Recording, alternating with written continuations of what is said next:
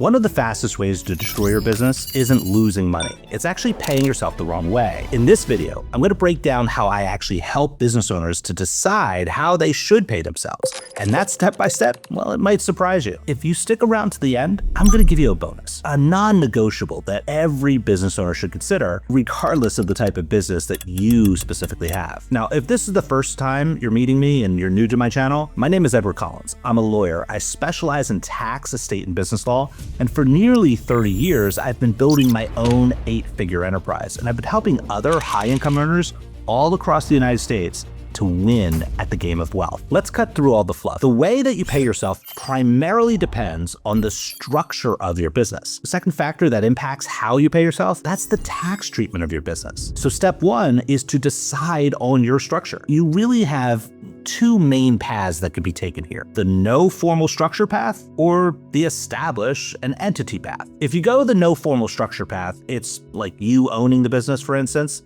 Well, you're essentially a sole proprietorship. If there are two or more partners working together, that's a general partnership. With both, there's no limit to your personal liability if something bad happens in that business. And over the past 30 years of helping business owners, I know all too well that bad things can definitely happen in business. That's why I firmly believe that every business owner should seriously consider a formal legal entity to reduce your personal liability. The most common entity type these days, a limited liability company, or an LLC. Now, step two is to decide how you want to be treated under the tax code. I'm definitely going to oversimplify here, because I just want to put you on the right path. There are two general ways the IRS looks at your business income.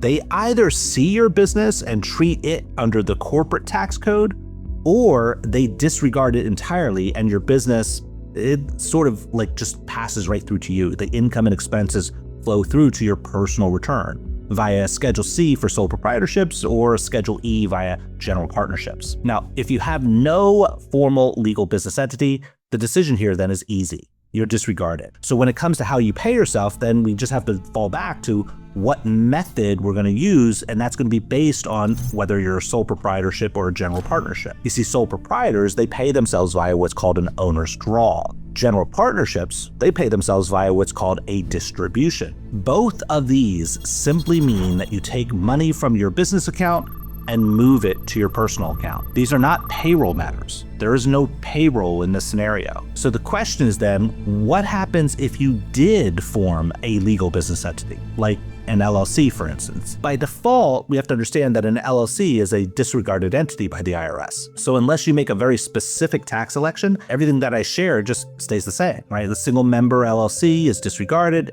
and treated like a sole proprietorship, and you pay yourself via an owner's draw.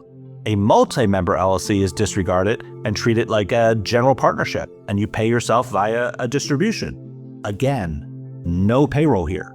You're just moving money from a business account to your personal account. This does nothing to increase or reduce your taxable income. However, there is a decision that you could make if you have a formal legal entity. You could elect to be treated in some other way under the corporate tax code. And this decision does change how you would pay yourself. At a high level, there are two election types, C Corp and S Corp. Both create a legal fiction where you're both an employee and an employer at the same time. So given this, you can start to sort of understand how we have to now pay ourselves in two ways, right? You take money out now of the business in this particular scenario, either as an employee, wage or salary, and you could also take money out as an employer or business owner via a distribution after your wage or salary. There are a lot of things that you should be considering here, though, a number of factors that will materially impact the decision-making process for these types of tax elections. If you'd like me to craft a detailed set of videos to give you more direction here, just drop the word corp in the comments. I'll get to work. Start to put something together for you that can give you better direction. Now, to be clear though, the IRS taxes your profit regardless of